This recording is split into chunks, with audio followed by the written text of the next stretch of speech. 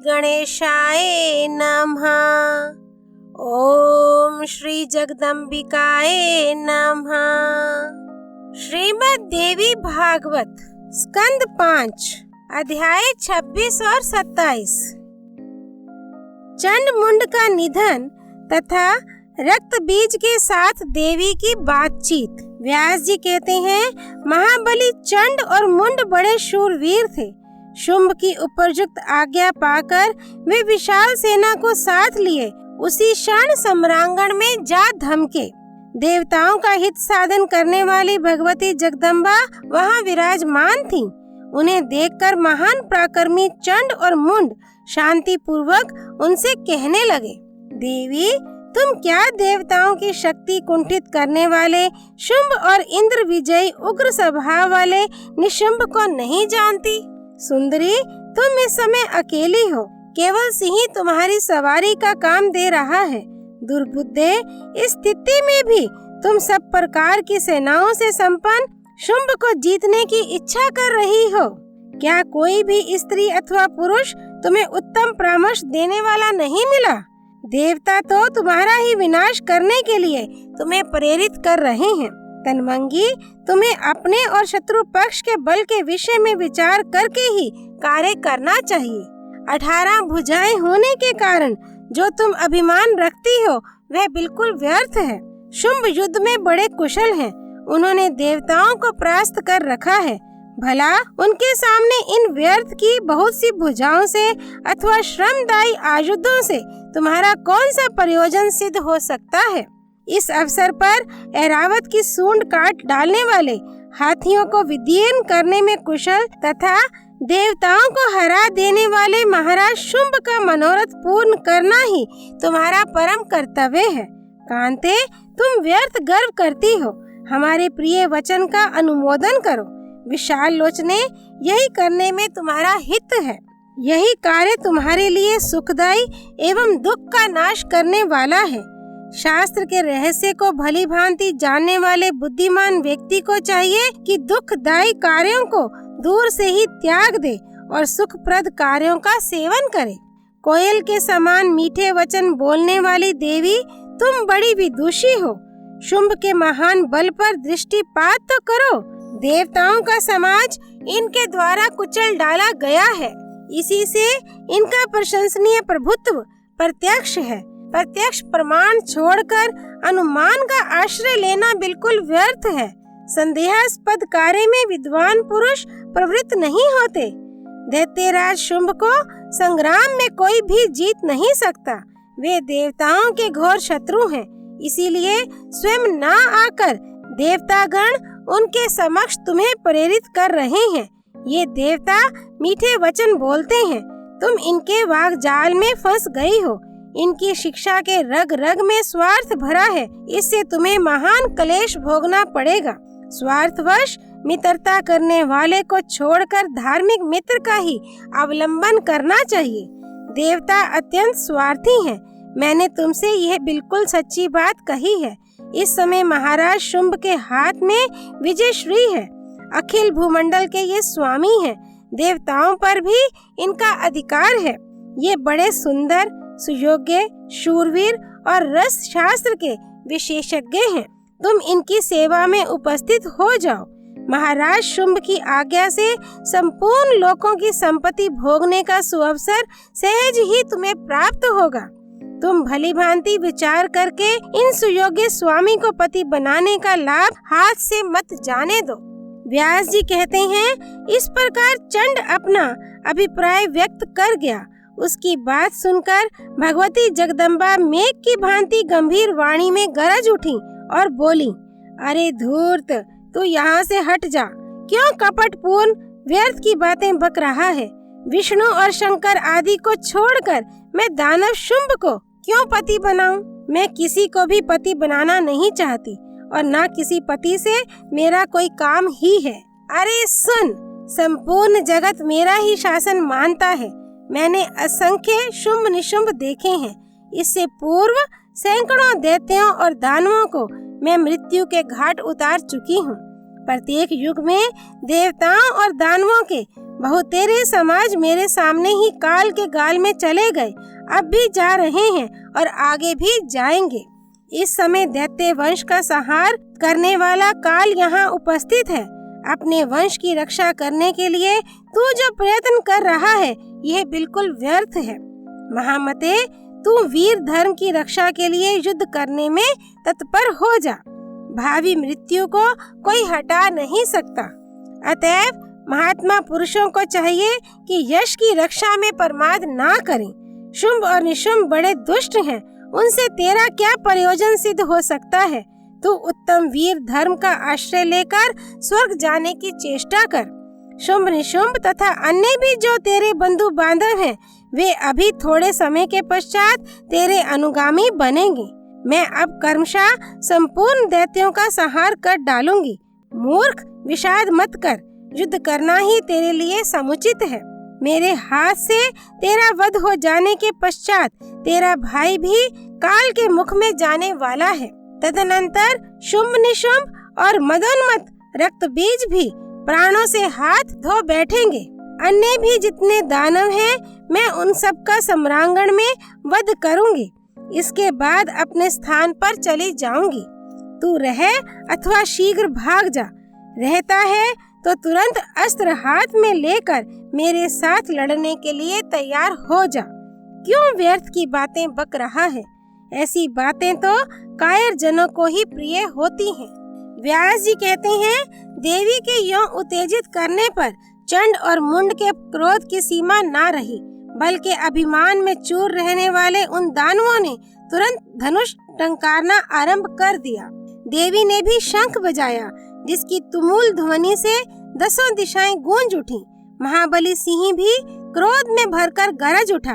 उस गर्जन से इंद्र आदि देवताओं, मुनियों, यक्षों, गंधर्वों, सिद्धों, साध्यों और किन्नरों के हृदय में प्रसन्नता छा गई। तदनंतर देवी का चंड और मुंड के साथ परस्पर युद्ध आरंभ हो गया। कातरों को भयभीत करने वाले उस युद्ध में गदा, तलवार और बाण आदि विविध आयुध चलने लगे। देवी अपने चमचमाते हुए बाणों से चंड के तीरों को काटने लगी। साथ ही उन्होंने सर्पों की तुलना करने वाले बाण चलाने आरंभ कर दिए। उस समय देवी के बाणों से आकाश इस प्रकार छा गया, मानो वर्षा होने के बाद कृषकों के लिए कष्टप्रद फतिंगे चारों ओर फैल गए हों।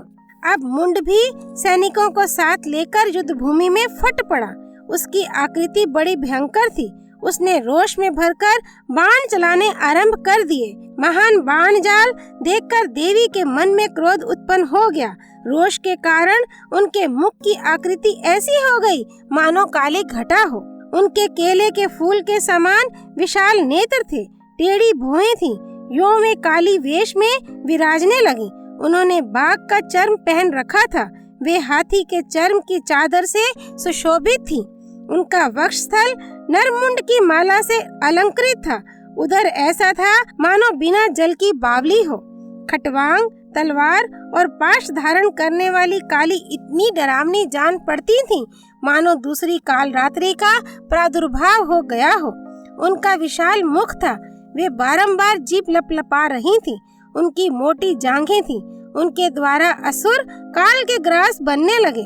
क्रोध में भरकर काली पराक्रमी असुरों को हाथ में पकड़ती और उन्हें मुख में डालकर दांतों से चूर चूर कर देती। वे घंटा और स्वारों सहित हाथियों को पकड़कर मुख में डाल लेती थी। साथ ही अट्टहास करने लगती थी।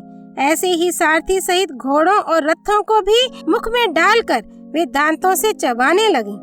अब चंड और मुंड अपनी सेना का यूं संहार होते देखकर बाणों की अनवरत वृष्टि से काली को ढकने के प्रयास में लग गए। चंड का चक्र सूर्य के समान तेजस्वी था। सुदर्शन चक्र के समान उसमें शक्ति थी। चंड ने तुरंत देवी पर वह चक्र चला दिया। वह बार बार गरजने लगा। उसे गरजते देखकर काली ने एक बाण चला दिया। अब उस बाण के प्रभाव से चंड का चक्र, जो सूर्य के समान तेजस्वी और सुदर्शन चक्र की तुलना करने वाला था, टूक टूक होकर गिर पड़ा।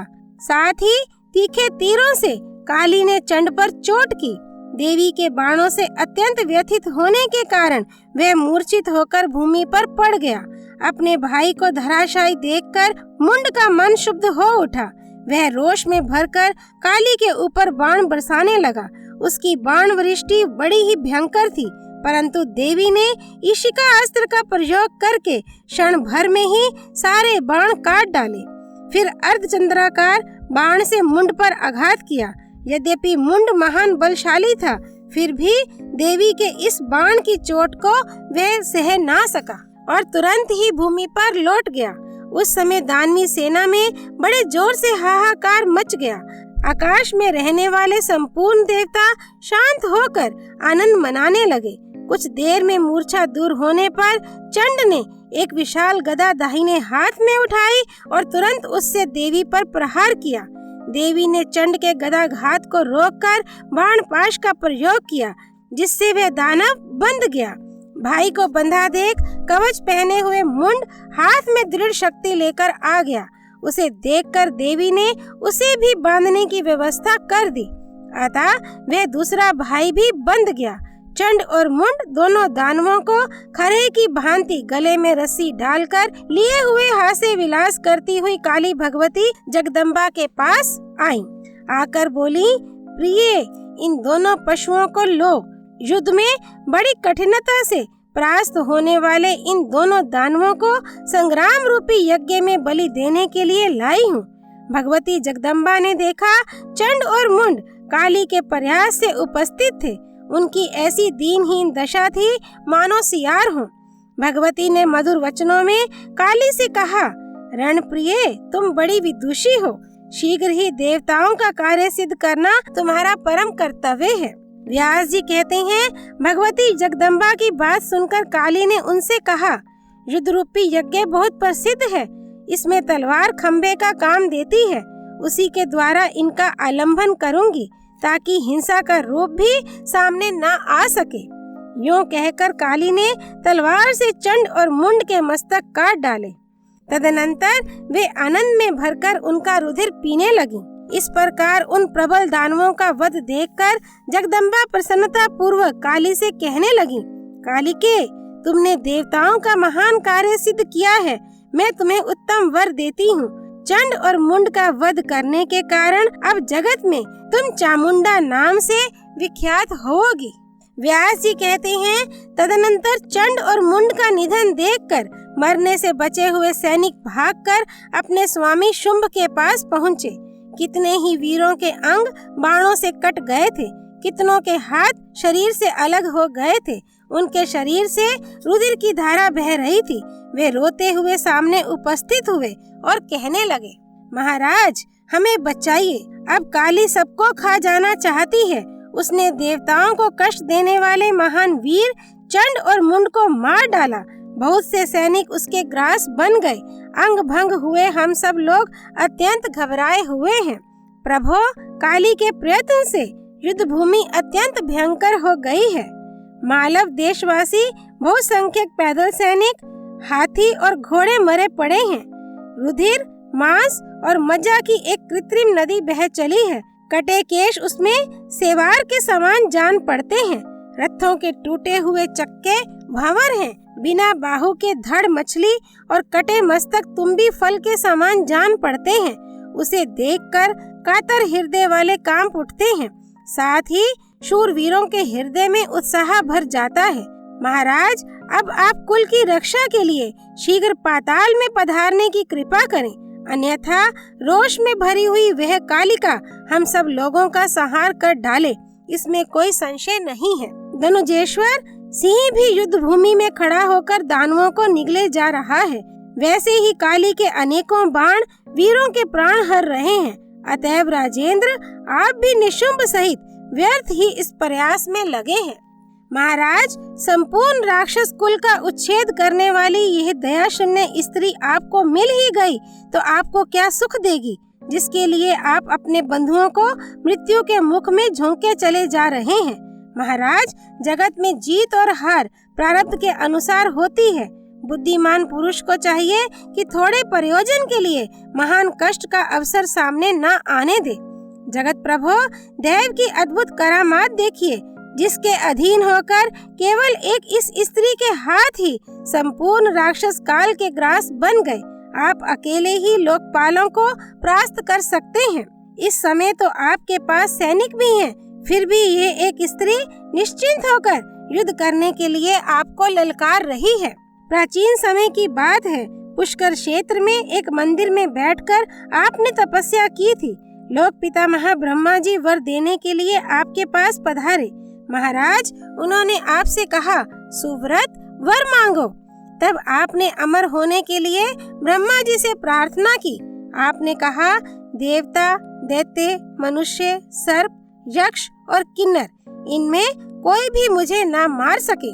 पुरुष मात्र से मैं अवध्य हो जाऊं। इसीलिए प्रभु, अब आपको मारने के लिए ही इस विशिष्ट स्त्री का यहाँ आना हुआ है। राजेंद्र, आप बुद्धि पूर्वक सम्यक प्रकार से विचार करके युद्ध से विरत हो जाएं। महाराज, ये देवी महामाया है, इसे परम प्रकृति समझना चाहिए। कल्प के अंत में संपूर्ण जगत का संहार करना इसका प्रधान कार्य है। सब पर शासन करने वाली ये कल्याणी संपूर्ण लोकों एवं देवताओं की भी जननी है। यूँ तो इसमें तीनों गुण वर्तमान हैं, किंतु प्रधानतया है ये तामसी प्रकृति की। सारी शक्तियाँ इसमें निहित हैं। ये अजय, अविनाशी, नित्य, सर्व ज्ञान संपन्न तथा सदा विराजमान रहती है। इसे वेद माता, गायत्री और संध्या भी कहते हैं। इसकी छत्र छाया में अखिल देवता विश्राम पाते हैं। समस्त सिद्धियों को देने वाली ये सिद्ध स्वरूपिणी देवी निर्गुण और सगुण रूप से निरंतर स्थित रहती है। गौरी नाम से विख्यात आनंदमयी इस देवी का स्वाभाविक गुण आनंद प्रदान करना है। इसकी कृपा से देवता सदा अभय रहते हैं। महाराज, ये जानकर आप इससे वैर करना छोड़ दीजिए। राजेंद्र, आप इसकी शरण में चले जाएंगे, तभी आपकी रक्षा संभव है। इसके आज्ञाकारी बनकर आप अपने कुल के जीवन रक्षक बन जाइए। मरने से बचे हुए जो दैत्य हैं, उन बेचारों की आयु तो अभी खतरे में ना पड़े। व्यास जी कहते हैं, देव सेना को कुचल डालने वाले शुंभ ने दानवों की उपयुक्त बात सुनकर अपना वक्तव्य आरंभ किया। उसकी प्रत्येक बात प्रधान वीरों की सी थी। शुंभ ने कहा, मूर्खो, तुम्हारे शरीर छिद गए हैं, अतः तुम लोग भले ही उस स्त्री का सम्मान करो। तुम्हें जीने की विशेष इच्छा है, इसलिए तुम तुरंत युद्ध भूमि से भागकर पाताल में जा सकते हो। विजय के संबंध में मुझे कोई चिंता नहीं है, क्योंकि सारा जगत प्रारब्ध के शासन सूत्र में बंधा है। हमारी ही भांति ब्रह्मा आदि देवता भी देव के अधीन है। मूर्खो, फिर मेरे लिए ही क्या चिंता है? जो होनी है वह तो टल नहीं सकती। जैसी भवितव्यता होती है, उसी प्रकार का उद्यम भी आरंभ हो जाता है। सर्वथा यूं विचार करके ज्ञानी जन कभी शोक नहीं करते, सदा निश्चिंत रहते हैं। मृत्यु के भय से अपने धर्म का परित्याग करना वे अनुचित समझते हैं। समय आने पर प्रारब्ध की प्रेरणा से सुख दुख, जीवन और मरण, ये सभी घटनाएं सर्वथा मनुष्य के सामने आया करती हैं। इंद्र प्रभृति सभी देवता आयु समाप्त हो जाने पर मृत्यु की मर्यादा का उल्लंघन नहीं करते। उसी प्रकार मेरे ऊपर भी काल का शासन अमिट है। संहार होगा अथवा विजय, इसकी मुझे कुछ भी परवाह नहीं। मुझे तो अपने धर्म का पालन करना है। अतएव युद्ध के लिए इस अबला के ललकारने पर मैं भागकर सैकड़ों वर्ष जीने की आशा क्यों करूं? अब मैं अवश्य युद्ध करूंगा। जो होनी है सो हुआ करे। जीत अथवा हार, जो भी परिस्थिति सामने आएगी, मुझे स्वीकार है। उद्यम के समर्थक विद्वान कहते हैं कि देव बिल्कुल व्यर्थ है। भाषण करने की योग्यता रखने वाले उन विद्वानों की बात युक्ति युक्त भी है। बिना उद्यम किए मनोरथ सिद्ध नहीं हो सकता। प्रारब्ध को बलवान बतलाना मूर्खों का काम है, ना कि पंडितों का। अदृष्ट की सत्ता है, इसमें क्या प्रमाण हो सकता है? क्योंकि जो स्वयं अदृष्ट है, उसका दिखाई पड़ना असंभव है। आटा पीसने वाली औरत चक्की के पास बैठ जाए और उद्यम ना करे तो किसी प्रकार भी आटा तैयार नहीं हो सकता। ये सर्वदा देखा जाता है कि उद्यम करने पर ही सफलता मिलती है। यदि कभी कार्य नहीं सिद्ध होता तो इसमें उद्यम की कमी ही प्रधान कारण है। देश, काल, अपना बल और शत्रु का बल, इस विषय में खूब सोच समझकर काम करने पर सिद्धि प्राप्त होती है।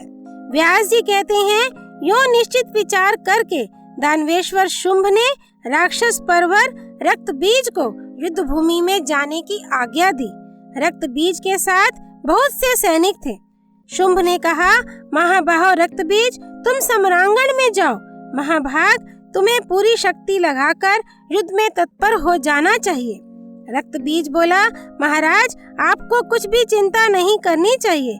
मैं उस स्त्री को मारकर आपके अधीन कर दूंगा। अब आप मेरी युद्ध चातुरी देखें।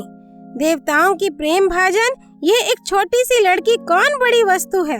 मेरे द्वारा बलपूर्वक युद्ध में परास्त होने के पश्चात ये आपकी दासी होकर रहेगी। व्यास जी कहते हैं, कुरुश्रेष्ठ, इस प्रकार कहकर राक्षस परवर रक्तबीज रथ पर बैठकर चल पड़ा। विशाल सेना उसके साथ थी। हाथी, घोड़े, रथ और पैदल सैनिक चारों ओर खचाखच भरे थे। रथ पर बैठा हुआ रक्तबीज पर्वत पर विराजने वाली भगवती जगदम्बा की ओर बढ़ा। उसे आते देखकर देवी ने शंख ध्वनि आरंभ कर दी। सुनकर संपूर्ण दैत्यों का हृदय कांप उठा। देवताओं के आनंद की सीमा ना रही। शंख की गगनभेदी ध्वनि सुनने के पश्चात रक्तबीज बड़ी शीघ्रता के साथ देवी के पास जा पहुंचा और मधुर वाणी में कहने लगा। रक्तबीज बोला, बाले, तुम क्या मुझे कातर समझकर शंख ध्वनि से भयभीत कर रही हो? तनवंगी, तुमने मुझको क्या धूम्र लोचन समझ रखा है? मेरा नाम रक्तबीज है। मीठे वचन बोलने वाली देवी, मैं युद्ध करने के लिए तुम्हारे पास आया हूँ। तुम सावधान हो जाओ। मुझे किंचिन मात्र भय नहीं है। प्रिय, आज तुम मेरा पराक्रम देख लो। अब तक तुम्हारे सामने जितने कायर आ चुके हैं, उनकी श्रेणी में मैं नहीं हूँ। तुम अपने इच्छा अनुसार मुझसे युद्ध कर सकती हो। तुमने वृद्ध पुरुषों की सेवा की है। नीति शास्त्र सुनने का अवसर तुम्हें सुलभ हो चुका है। साथ ही अर्थ विज्ञान का अध्ययन और विद्वत गोष्ठी का समागम भी तुमने किया है। सुंदरी, यदि तुम साहित्य शास्त्र का पूर्ण ज्ञान रखती हो तो मेरी बात सुनो। मेरा कथन सत्य और युक्ति पूर्ण है। रस 9 है। इनमें 2 रसों की प्रधानता मानी जाती है। विद्वान पुरुषों के समाज में श्रृंगार रस और शांत रस अपना मुख्य स्थान रखते हैं। उन दोनों में भी श्रृंगार रस अधिक महत्व रखता है। इसी के प्रभाव से विष्णु लक्ष्मी के साथ और ब्रह्मा सावित्री के साथ विराजते हैं। इंद्र शची के साथ और शंकर पार्वती के साथ रहते हैं। यहाँ तक कि वृक्ष लता के साथ, मृग मृगी के साथ और कबूतर कबूतरी के साथ आनंद में मस्त रहते हैं। यो संपूर्ण प्राणी संयोग रस का अनुभव करते हैं। अन्य बहुत से ऐसे भी मानव हैं जिन्हें इसके अनुभव करने का सुअवसर नहीं मिला है। वे अकर्मण्य हैं। मधुर हास्य विलास में शांति रस की धारा बहती है। भला इस स्थिति वाले व्यक्ति के लिए कहाँ ज्ञान और कहाँ वैराग्य? काम, क्रोध, लोभ और मोह, इन पर विजय प्राप्त करना अत्यंत कठिन है। अतएव कल्याणी, तुम्हें अपने मन के अनुकूल पति बना लेना उचित है। महाबली शुंभ अथवा निशुंभ इसके लिए सर्वथा योग्य हैं। संपूर्ण देवताओं पर इन्होंने अधिकार प्राप्त कर लिया है। व्यास जी कहते हैं, रक्तबीज यों कहकर भगवती जगदम्बा के सामने चुपचाप खड़ा हो गया। सुनकर चामुंडा, कालिका और अंबिका ठठाकर हंसने लगी। अध्याय 26 और 27 संपूर्ण। माँ चामुंडा देवी की जय, माँ कालिका देवी की जय, माँ अंबिका देवी की जय। श्री भगवती देवी अर्पणमस्तु।